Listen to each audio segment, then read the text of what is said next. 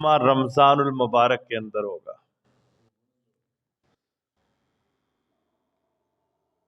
قسمت سے، نصیبوں سے پھر زندگی نے ساتھ دیا۔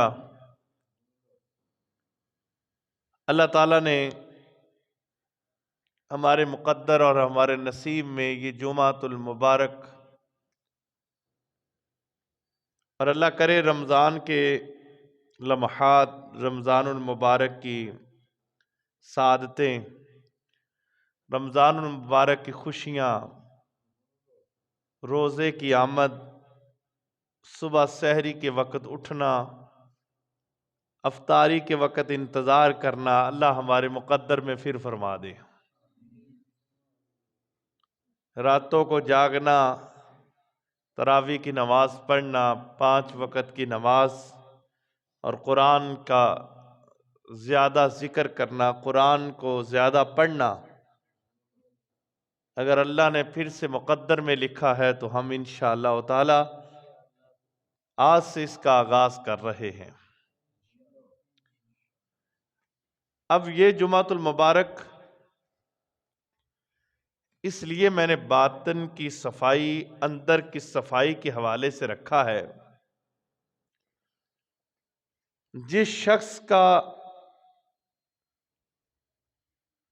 معراج النبی صلی اللہ علیہ وآلہ وسلم کے گزرنے کے بعد، شب برات کے گزرنے کے بعد بھی ابھی بھی دل صاف نہیں ہوا، وہ بندہ اپنی قسمت پہ روئے کہ میرے گناہ اتنے بوجھ ہم پہ بن گئے ہیں، میرا دل اتنا سیاہ ہو گیا ہے کہ مجھے رونا بھی نہیں آتا اور مجھے بخشش طلب بھی کرنی نہیں آتی۔ نبی کریم صلی اللہ علیہ وآلہ وسلم فرماتے ہیں جب بندہ گناہ کرتا ہے تو اس گناہ کی وجہ سے اس کے دل پر ایک سیاہ نقطہ لگ جاتا ہے، اور حتیٰ کہ گناہ کرتا چلا جاتا ہے وہ سیاہ ہو جاتا ہے، یعنی دل سیاہ ہو جاتا ہے۔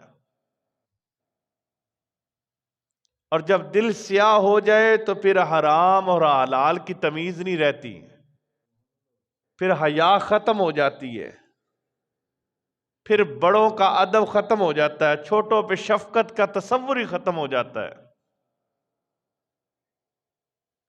اور اس لیے اور اللہ نے اس دل کو صاف کرنے کے لیے، روح کا تعلق بحال کرنے کے لیے، اور اللہ کے ساتھ ڈائریکٹ ملاقات کے لیے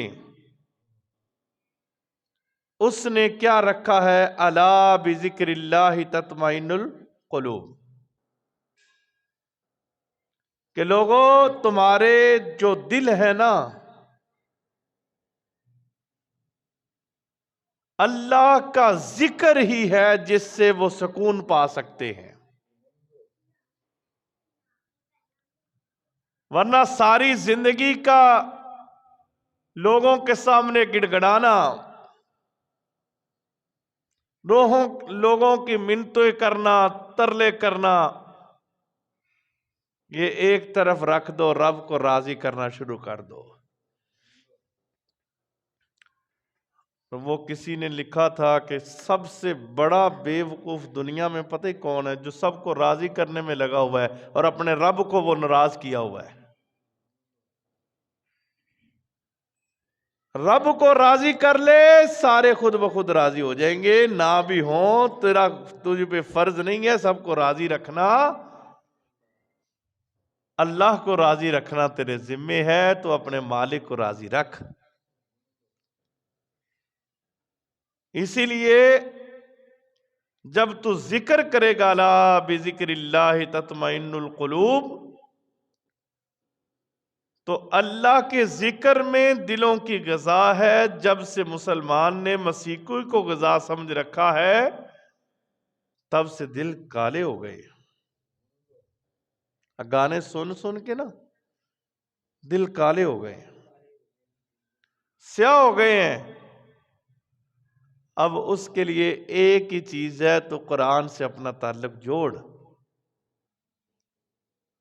اللہ کے ساتھ تعلق کو جوڑے گا، ذکر کرے گا، اللہ تیرے گناہوں کو معاف کر دے گا، تیرے دل کو صاف کر دے گا.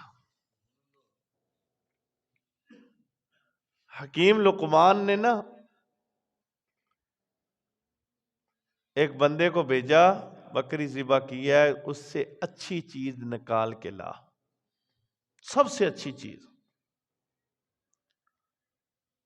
وہ گیا، اس نے دل اٹھایا، واپس لے آیا. اس نے کہا اب ایک اور میں بکری ذبح کرتا ہوں، اس سے سب سے بری چیز کو تو نکال کے لائے گا. اور پھر وہ گیا، وہ دل نکال لایا. اس نے کہا اچھی چیز بھی یہ ہے اور بری چیز بھی یہی ہے، دل اچھا دل برا. اور جب تک بندے کا دل نرم نہیں ہوتا، بندے کو نیکی کرنے کا مزہ بھی نہیں آتا. جب بندے کا دل سخت ہو جائے نا، تو پھر بندہ نیکیاں اپنے لیے کرتا ہے، پھر فکر اپنی ہوتی ہے، دوسروں کی فکر نہیں ہوتی. جب دل نرم ہو جائے تو فکر اپنی بھی ہوتی ہے، اور اپنی نسل کی بھی ہوتی ہے، رشتہ داروں کی بھی ہوتی ہے، ہمسایوں کی بھی ہوتی ہے.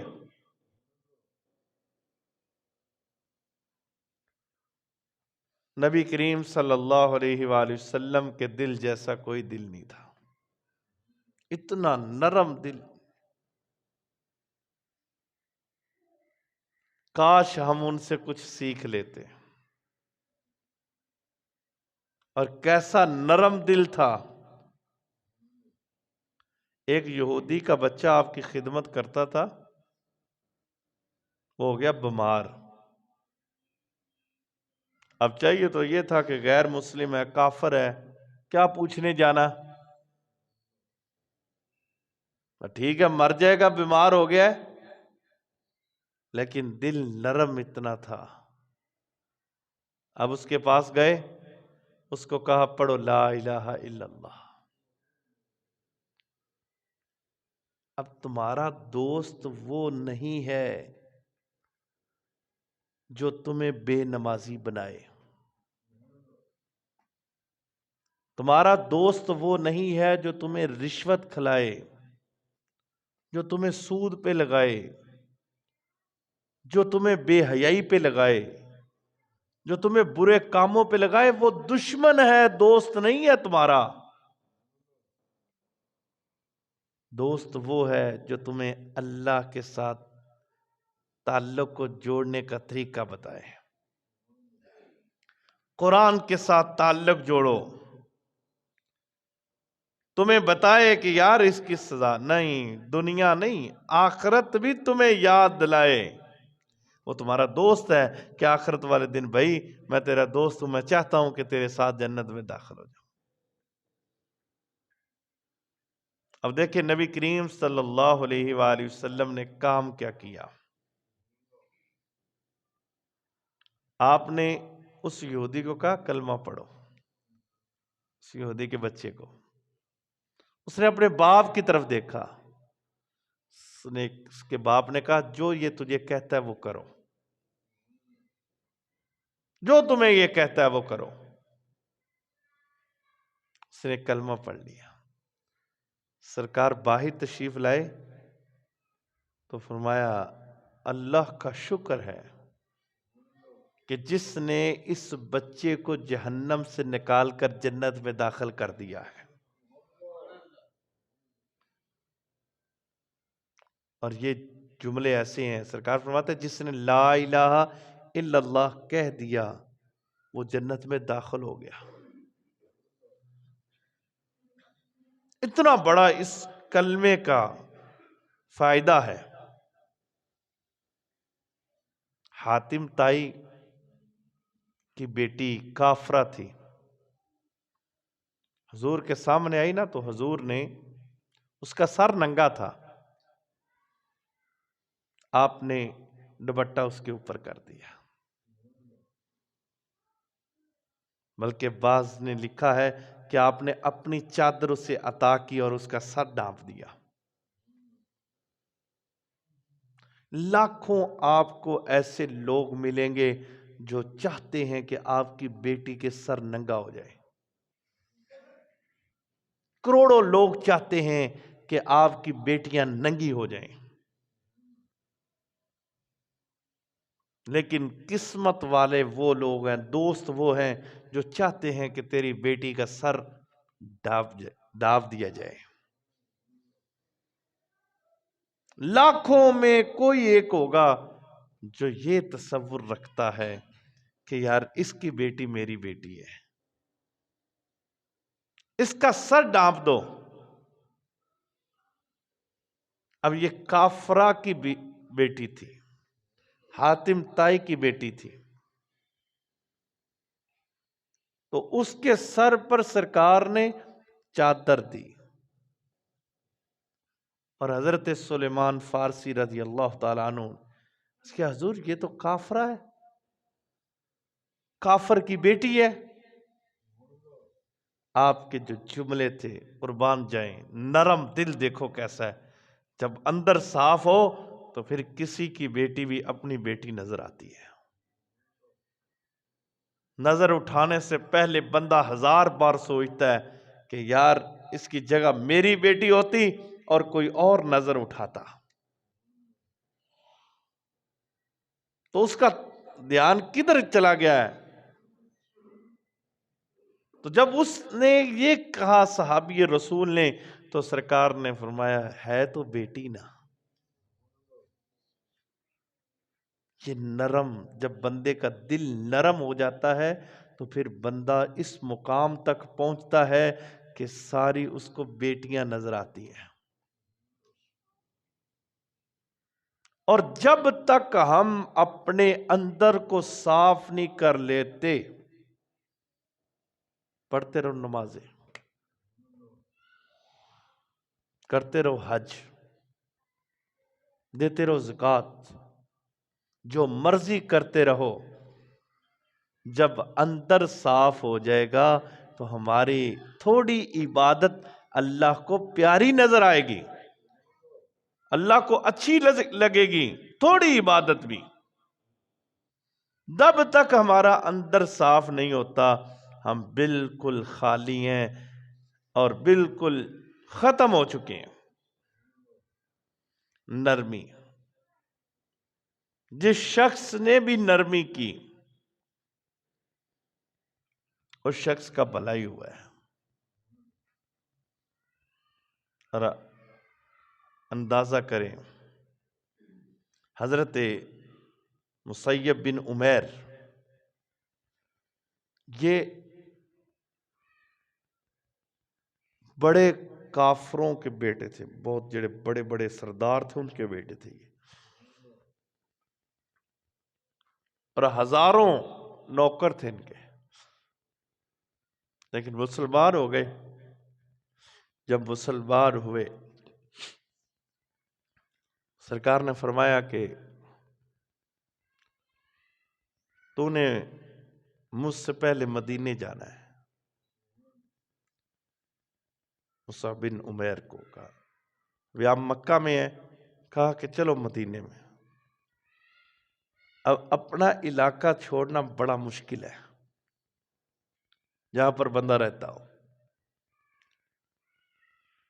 لیکن ان کو جب کہا یہ رونے لگ گئے۔ تو حضور صلی اللہ علیہ وآلہ وسلم نے فرمایا چل تیری ڈیوٹی مدینے میں، اور یہ سرکار سختی کا علاج کر رہے ہیں، ایسے نہیں ڈیوٹی لگا دی۔ جس کو رونا نہیں آتا اس کو وہ کام کروا دو، اللہ کے قریب ہو جائے گا۔ اور یہ زارو قطار جو کبھی نہ رویا ہو اب وہ بھی زارو قطار رو رہا ہے کہ مجھے پچھڑ جاون ویر جنا دے، کون روے پھر تھوڑا، روگاں وچوں روگ محمد جس دا نام وچھوڑا۔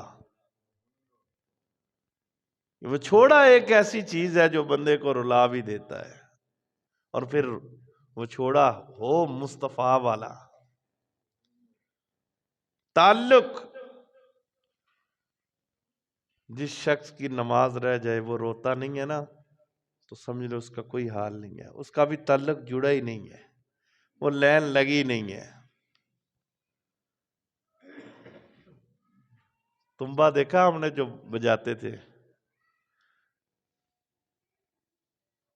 وہ پہلے لوگ مانگنے والے آتے تھے تو وہ بجاتے تھے، اے تنبا جندڑی دا سدا نہیں وجدیاں رہنا، ایک دن تار نے ٹوٹ جانا ہے۔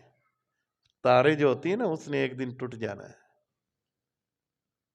سدا تو وجدے نہیں رہنا، سدا بادشاہی مالک کی ہے، کوئی یہاں پر نہیں ہے۔ دورہ اور سکندر جیسے شہنشاہ عالی شان، لاکھوں من مٹی میں مل گئے بڑے بڑے سلطان۔ کبھی جا کے قبرستان میں جا کے باتیں کیا کرو اپنے بڑوں سے، تو کیا ہوا کرتے تھے اور آج کہاں خاک میں پڑے، اور کوئی حال حوال پوچھنے والا بھی نہیں ہے۔ اور پھر یہ جب تک آپ کا تعلق اللہ سے نہیں ہوتا، اب بالکل فارغ ہے۔ اب دیکھیں، ویسے قرنی رضی اللہ تعالی عنہ کو کون جانتا تھا؟ حضرت میر معاویہ رضی اللہ تعالیٰ عنہ کو کون جانتا تھا؟ تعلق جڑا، ایک دن شیطان آ گیا، آ کے دستک دی دروازے پہ، اٹھے دیکھا کوئی بھی نہیں ہے، پھر سو گئے، پھر دروازے پہ دستک دی، پھر نکلے، آواز دی کون؟ کہا میں شیطان ہوں۔ شیطان تیرا کام تو صبح کو سلانا ہے اور تو جگا رہا ہے۔ اب جن کا تعلق تھا اللہ سے، ان کو شیطان جواب کیا دیتا ہے؟ صحابی رسول کو جواب دے رہا ہے، کہتا کل تیری نماز فجر کی رہ گئی تھی اور تو بڑا رویا، ہمارے تو آنسو بھی نہیں آتے، ارزالہ 5 بھی رہ جائے، 4 بھی رہ جائے، 3 بھی رہ جائے، کبھی اب اس طرف نہیں آتے کہ ہماری آج نماز، پچھتاوا نہیں ہوتا۔ حالانکہ فرض اور قرض کی معافی نہیں ہوتی، قرض کی اور فرض کی معافی نہیں ہے، جو مرضی کر لو۔ اب یہ نہیں ہے بندہ بیمار ہو جائے اور کہے میں فرض معاف ہو گئے، نہیں، اللہ فرماتا تو اٹھ نہیں سکتا تو بیٹھ جا، بیٹھ نہیں سکتا لیٹ جا، لیٹ کر بھی نہیں پڑھ سکتا اشارے کے ساتھ پڑھ، معافی پھر بھی نہیں ہے، پڑھنی ہے۔ اب یہ شیطان اٹھا رہا ہے، ہم پتہ نہیں کس خواب و خیالوں میں پھر رہے ہیں، اور ہم کہتے ہیں کہ ہمارا تعلق بڑا ہے، دین 0% پر ہم ہے۔ یہاں پر حضرت امیر معاویہ رضی اللہ تعالیٰ عنہ کے گھر کو دستک شیطان دے رہا ہے، اور وہ کہتا ہے کل تو نے نماز چھوڑی تھی، چھوٹ گئی تھی، تو سو گیا تھا، فجر کی نماز تھی، تو سویا، پھر صبح اٹھا تیری نماز رہ گئی، تو رویا، اللہ نے تیرے رونے کی وجہ سے تجھے 70 نمازوں کا ثواب دیا۔ الا بذکر اللہ تطمئن القلوب، اللہ فرماتا ہے جو میرے سامنے کھڑا ہونے سے ڈر گیا، کھڑا ہے مالک میں تو گناہ گار ہوں، خطا کار ہوں، میری اوقات ہی کیا ہے، پھر اس کے لیے اللہ فرماتا ہے اس کے لیے 2 جنتیں، ایک نہیں 2 جنتیں ہیں۔ جو ڈر گیا کہ یار میں شراب پیوں گا میرا رب کیا کہے گا، میں زنا کروں گا میرا رب کیا کہے گا، میں جوا کھیلوں گا رب کیا کہے گا، میں نماز نہیں پڑھوں گا میرا رب کیا، میں روزے نہیں رکھوں گا میرا رب کیا کہے گا۔ اب روزے آ رہے ہیں، ہر بندے کے اپنے بہانے ہوں گے، ایک تو شیخ فانی ہے نا جو بوڑھا ہو گیا ہے، اب اس حد تک پہنچ گیا کمزوری میں کہ وہ رکھ ہی نہیں سکتا، اس کے لیے تو اسلام کہتا ہے کہ تو اتنا فدیہ دے دے، کفارہ دے دے ان روزوں کا، ٹھیک ہے بیمار ہے تو بوڑھا ہو گیا ہے اب تو نہیں رکھ سکتا، لیکن ہٹے کٹے جوان روزہ نہیں رکھا، مجھے بھوک بہت لگتی، مجھے پیاس بہت لگتی ہے۔ اور بیلیو، یہ پیاس اور بھوک کو آپ کو یہ یاد کرانے کے لیے ہے۔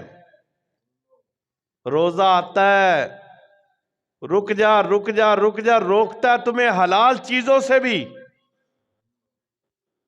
بیوی حلال ہے نا، روزہ رکھ کے پاس نہیں جا سکتے ہو، کیوں؟ پانی حلال نہیں ہے، گھر میں بنی ہوئی روٹی حلال نہیں ہے، لیکن اللہ فرماتا نہیں، حلال کے قریب میں نے حکم دے دیا، اب تم اس کے قریب بھی نہ جاؤ۔ اب جو مالک اس کے قریب جانے سے بھی روک رہا ہے، حلال ہم چھوڑ دیتے ہیں مالک کے نام پہ، تو حرام کیوں نہیں چھوڑتے؟ یہ یاد کرانے کے لیے مہینہ آتا ہے، حلال چھوڑ دیا ہے تو حرام بھی چھوڑ دو، برے کام سارے چھوڑ دو۔ اب جب تک تمہیں احساس نہیں ہوگا کہ میں دنیا میں آیا کیوں ہوں، اس وقت تک تم کوئی اچھا کام نہیں کر سکتے، جب تک احساس نہ ہو۔ اب شیطان کا کوئی عقل تسلیم نہیں کرتی کہ شیطان آ کر صبح صبح آ کے دروازے پہ دستک دے اور کہے کہ اٹھ جا تیری فجر کی نماز رہ گئی ہے، اور فجر کا ٹائم ہو گیا اٹھ جا۔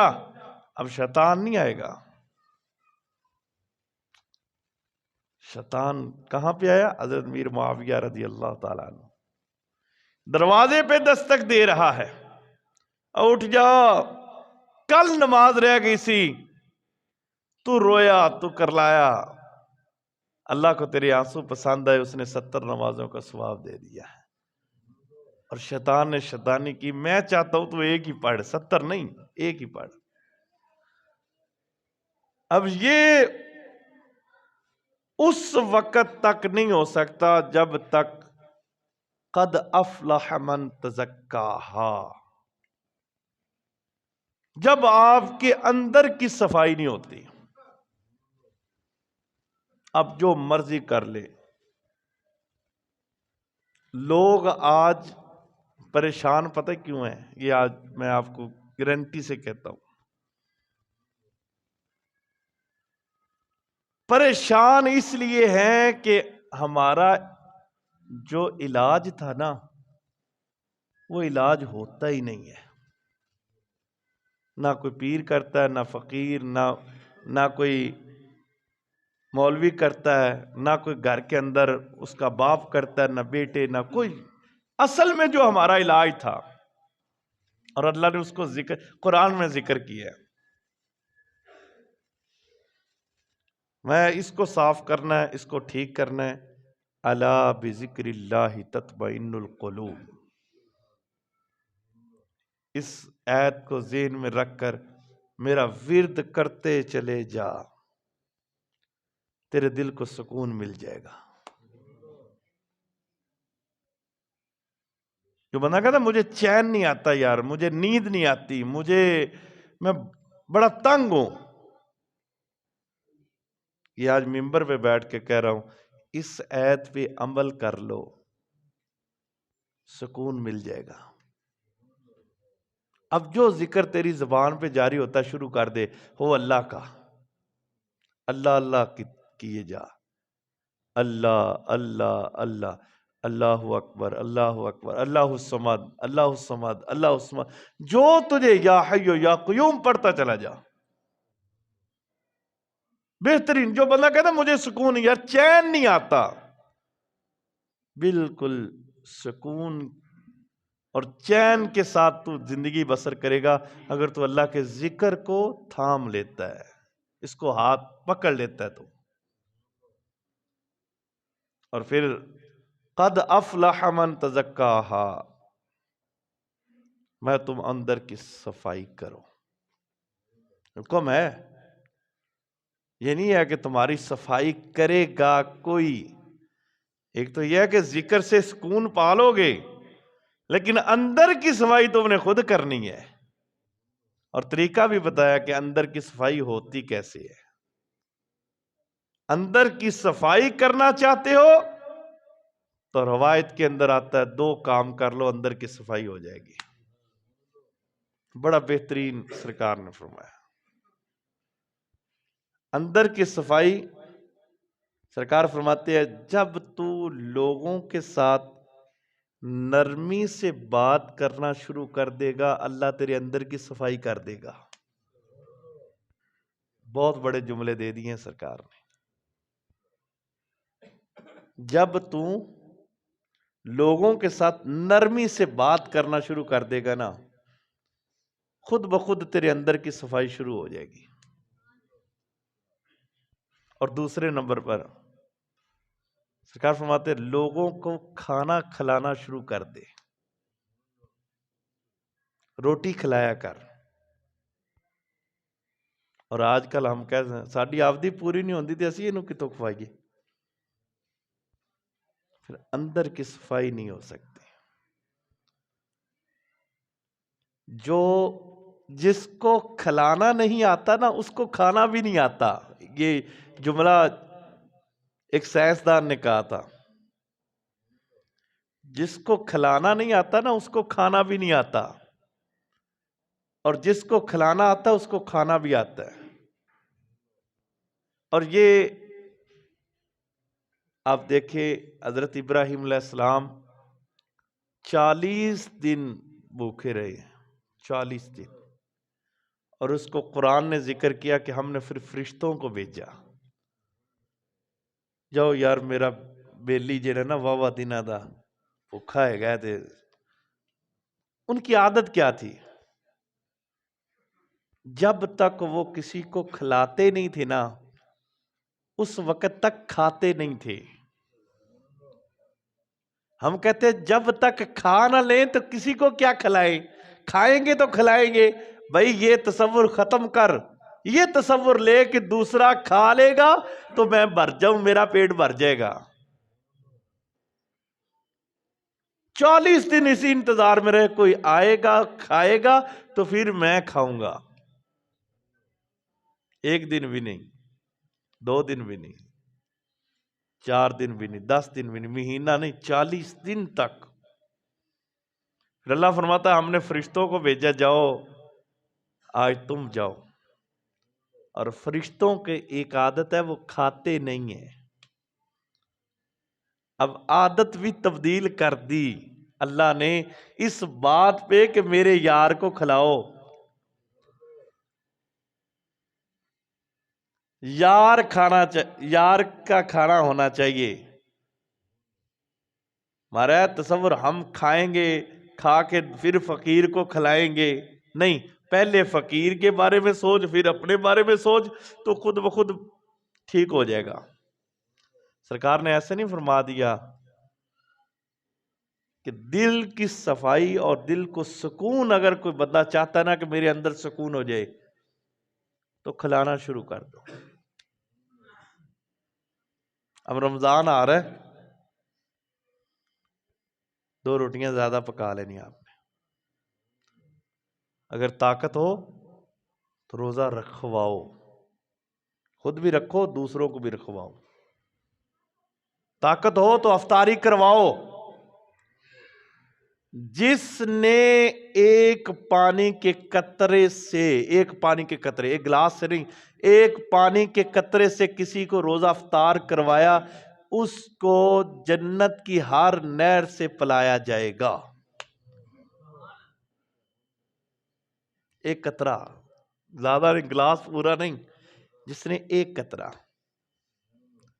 اور جس نے ایک کھجور سے افطار کروایا، اس کو جنت کے ہر پھل کا ذائقہ دیا جائے گا.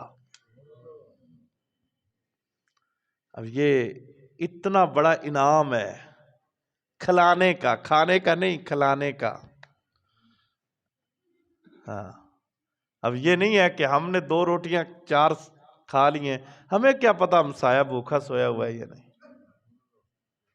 حضرت ابو ہریرہ کیا فرماتے ہیں؟ فرماتے ہیں سرکار نے جب ہمسایوں کے حقوق بیان کیے نا، ہم اتنے پریشان ہوئے کہ یہ جائیداد سے بھی حصے دار بڑھیں گے۔ یہ چھوٹی بات نہیں ہے، اتنے حقوق بیان کیے کہ ہم نے یہ تصور کر لیا کہ سرکار ابھی فرما دے کہ اپنی جائیداد سے بھی ان کو حصہ دینا ہے۔ اس کا مطلب سٹیج آخری ہے۔ بیٹوں سے سرکار حقوق جب وراثت میں تقسیم ہوتے ہیں تو بیٹوں کو بیٹیوں کو رشتہ داروں کو دیے جاتے ہیں نا، وراثت تقسیم ہوتی ہے، لیکن اتنے حقوق بیان کیے کہ ہم نے تصور کر لیا تھا ہمسایوں کے اتنے حقوق۔ ہم نے کبھی نہیں پوچھا ہمسایوں اس گل تے اسی ضرور ہے انہیں اٹ این لائیے تے بس ہونا، یہ اج اتوں گزریا تے مینوں سلام نہیں بلایا، ان دی اکھاں اتوں سن تے انہیں نہیں بلایا تے تو بول نہیں سکنا، تو گونگا سا، تو سلام بلا لا۔ اب ماشاءاللہ ایک بندہ مجھے آخری بات کروں گا، بندہ ایک مسجد میں آنا شروع ہو گیا ہے، یہ راز ہی ہے، آپ میں بیٹھا ہوگا، اچھا پورے 8 مہینے مسیطے ہی نہیں آیا، 8 مہینے مسیطے نہیں آیا۔ اور میں ایک دن ملیا، میں کہا حضرت صاحب تسی تو نماز 5 وقت ہی پڑھ دے سی ہو، کدی کدی جمعہ پڑھ لیندے سی ہو، تے 8 مہینے ہو گئے تسی اندر جی میں ایک گل تہاڈے نال کرنی ہے۔ میں کہ کرو جی۔ اندر تسی موٹر سائیکل تے جا رہے سی ہو تے میں سلام بلایا تسی جواب نہیں دیتا۔ میں کہ کتے موٹر سائیکل تے میرا دھیان تہاڈے من تو مینوں ویکھیا ہی نہیں۔ میں کہ جدوں ویکھیا نہیں تے پھر مینوں کی پتہ تو پھر سلام بلایا نہیں، تے میں بھی یہ تیرے تے اعتراض کر سکدا سا بھی میں تینوں سلام بلایا تے تو مینوں بلایا سلام دا جواب نہیں دیتا تے پھر میں کہ خدا دا خوف کرو یار، مسیتی ہے کرا انہوں عمل لگ پیا۔ یعنی کہ بات کتنی ہے۔ ایک بندے نے مسئلہ پوچھا تو میں نے اس کو کہا یار جمعے والے دن میں نے اس کو کہا یار ادھر بیٹھ کے آپ کو مسئلہ بتا دیں گے۔ 2 سال ہو گیا مسیطے ہی نہ بڑھیا، انہیں میری توہین کر دیتی ہے، میں نے اس ٹائم مسئلہ دسنا چاہیے دا سی۔ میں کہا بابا مسئلے دسن واسطے لہدا شرعی مسئلے انہاں واسطے لہدا ایتھے آستانہ بنایا ہوا ہے، اتھے آ کے پوچھو، نالے تانوں چائے بھی پیاواں گے۔ اب دیکھیں گے یہ اصل میں انا ہے، یہ نہیں ہے، یہ ہم نے اپنے دل کو صاف کرنا ہے، ہم نے اپنے دل کو لوگوں کی طرف نہیں جھکانا، ہم نے اپنے دل کو اللہ کی طرف لگانا ہے۔ لوگ تو خوش نہیں ہوں گے، یہ تو باپ سے کبھی بیٹے خوش ہوئے؟ کبھی نہیں ہوئے۔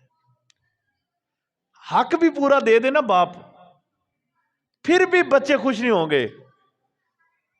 یہ حقیقت ہمارے گاؤں میں ایسا ہوا، باپ نے اپنی موجودہ وراثت تقسیم کی تو ماں نے بھی سارا کچھ تقسیم کر دیا، اور ایک بچہ کھڑا ہوا، میرا کلاس فیلو تو میں نے پھر اس کی مرمت بھی کافی زیادہ کی، توبہ کروائی اس کو، اس کے ماں باپ کے قدم چمائے، میں نے کہا یار تو بڑا بیوقوف ہے۔ اچھا اس نے بات کیا کی؟ اس نے کہا انہوں نے ساڈے نال چنگا نہیں کیتا۔ میں کہا کی چنگا نہیں کیتا؟ انہوں نے کہا جی وہ کمرہ 3 گارڈراں دا ہے تے او ہوئے گا 2 گارڈراں دا، مینوں 2 گارڈر والا دیتا ہے تے اینوں 3 گارڈر والا دیتا ہے۔ اچھا باپ نے اس کے بدلے اس کو پیسے بھی دیے زیادہ۔ اب اندازہ کریں یہ کبھی خوش نہیں ہوں گے آپ سے، آپ نے تعلق غلط جوڑا ہوا ہے۔ وہ بابا سلطان بابو کہتے ہیں بے تعلقوں سے تعلق جوڑنا بھی بے وقوفی ہے۔ جن کا تعلق ہی نہیں ہے کسی سے، ان کے ساتھ تعلق جوڑنا، جو اپنے ماں باپ کا نہیں ہو سکا، جو اپنی ماں کا نہیں ہو سکا، تو اس نے تمہارا کیا ہونا ہے؟ دعا ہے کہ اللہ تعالی ہم سب کا حامی اور ناصر ہو۔ اپنے دل کو صاف کرو، یار کے ساتھ پتہ نہیں کب ملاقات ہو جائے۔